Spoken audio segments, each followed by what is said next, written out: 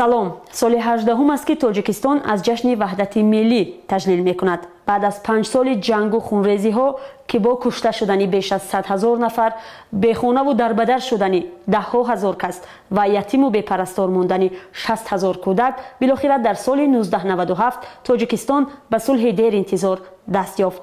хушбахтона мо ҳоло дар фазои сулҳу субот ба сар мебарем. аммо назарҳо дар робита ба ин сана ва шеваи ҷашнгирӣ аз рӯзи ваҳдат ҳоло мухталиф аст. бархе ҳоло чунин суол дар миён мегузоранд ки оё зарур аст ҳар сол аз ҷанги бародаркуш ва нангин ёд овард ё беҳтар аст он рӯзҳои сиёҳу талхро фаромӯш кард. ва имрӯз мо ҳам як гурӯҳ ҷавононро ба студияи радиои озодӣ дар душанбе даъват кардем то назари онҳоро дар робита ба ин мавзӯъ бишнавем ва аз ин насл ки дар айни ҷӯшу хӯроши ҷанг таваллуд шудаву ба воя расидаанд бипурсем ки аз ҳодисаҳои замони ҷанги шаҳрвандӣ чӣ чизе дар хотир доранд ва ё аслан худи сулҳ барои ин насл чӣ аҳамият ва дар ҳаёти онҳо чӣ нақше дорад. хуб, хуш омадед бачаҳо ба барномаи мо ва ташаккур ки даъвати моро пазируфтед. нахуст мехостем хотираҳои шуморо аз замони ҷанги шаҳрвандӣ ки ба замони кӯдакиву наврасии шумо рост омада буд бишнавем. марҳамат. ташаккури зиёд.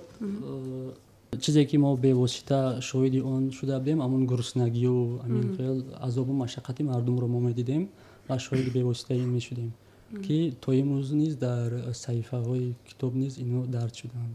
замоне ки иди ваҳдати миллӣ ҷашн гирифта шуд, яъне солҳои 1997, ман ҳамагӣ 2 сол доштам ва аранге дар хотир дорам ки мардум куч мебастанд, масалан гуруснагӣ, гурезҳо буданд. шояд ҳамон лаҳзаҳое ки хоб вақте маърака мешуд ва барои як маърака чӣ қадар халқи даварношуда меомад, инҳо барои ман бисёр хотирмон буданд. ҳамон лаҳза он шаб рӯз ман ҳеҷ намефаҳмидам, ин ҳамон паҳн кардани варақаҳо буд, таърихи чархбол. он вақт мо бачаҳо хурсандӣ мекардем ин чӣ бошад намефаҳмидем. дар вақте ба деҳаи мо аз боло аз чархбол варақаҳо меафтод. имрӯз мо мефаҳмам ки он даъват ба интихоботи соли 1994 буд. ташаккури зиёд. ва бозам агар баргардем сари мавзӯи аслии баҳси мо, ин назари шумо дар робита ба ин ки ҳамин ҷашни ваҳдат бояд таҷлил шавад ё нашавад. чун тавре гуфтам, чанд рӯзи пеш дар фейсбук як ҷавоне ҳам назарашро дар робита ба рӯзи ваҳдат навиштаву гуфтааст агар қудрат дасти вай мебуд вай манъ мекард дигар ёдовар шудан аз ҳамун хунрезиву рӯзҳои бародаркушӣ. биёед як мисол мерем чаро ки мо ҷанги бузурги ватанӣ мо таҷлил мекунем. мо ҳамчун ҷанги бузурги ватанӣ гуфта таҷлил мекунем.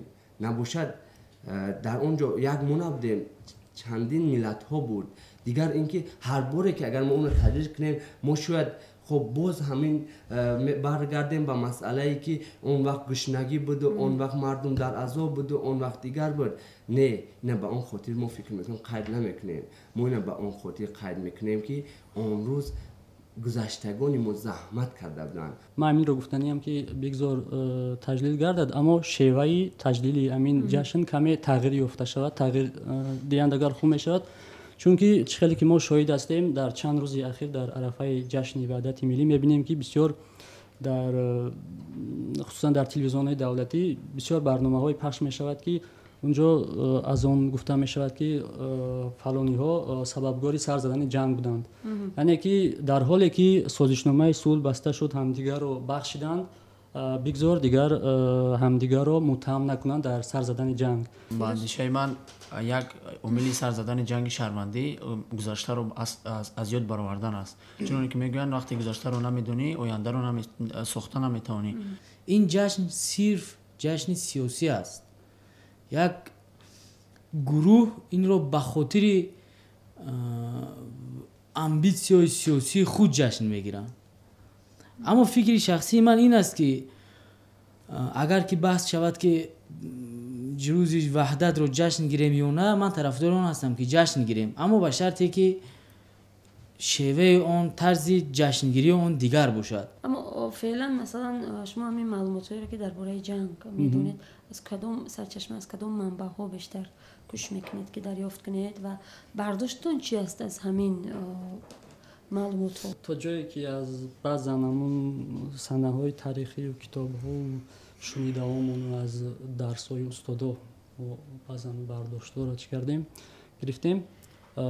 гӯё ки ин баъд аз пош хӯрдани иттиҳоди шӯравӣ амин фарҳанги пасти сиёсии мардуми тоҷик боис шуд ки онҳоро истифода бурданд, яъне ҷанг андохтанд миёни худ як гурӯҳҳои манфиатхоҳ.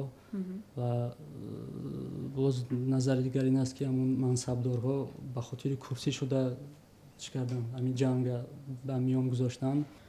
бештари китобҳое ки аз ҷониби иштирокчиҳои воқеаҳои солҳои 92-97 нигошта шуданд хондаам ва хулосаи ман як чиз аст. тамоми ҳамин ҷангҳое ки тамоми муноқишае ки солҳои 92-97 дар тоҷикистон сар зад, инҷа алишар як ишора кард, ман мехоҳам ҳамонро тақвият диҳам ки ҳамаш барои курсӣ буд, барои қудрат ва барои мансаб, тамом, дигар барои ягон чӣ набуд. вақте барои мансаб ва барои қудрат мубориза оғоз шуд, дигар гурӯҳҳое буданд ки аз ин муборизаҳо истифода карданд. шумо чӣ фикр доред? оё имрӯз ҳастанд омилҳое ки гӯем тавонанд ҳамин сулҳи моро халалдор کنند مشخص اگر بیایم مثلا چی عامل ها هست عامل ها این خودی عامل هایی که مثلا این صلح ما را چیز میکنن خودی مثلا این امروز اینقدر افراطگرایی و اینقدر محلگرایی و اینقدر مثلا منصبخواهی و اینقدر چیزهایی که هستن که خب هر کس میخواد که خود زیادتر داشته باشد این هم میتواند آینده صلح ما را چیز کنند. البته من حس میکنم که همین خیلی عامل ها هست، مثلا عامل های اینترنتی که بسیار نفران استفاده میبرن، بعضا کردیلان هستن که مثلا نمیبینن و تمام بینن هر خیلی شعارها هر خیلی گپا میگوین. هر عاملی که میتواند به صلح و وحدت تاجیکان تاثیر رساند این از داخل میتواند باشد.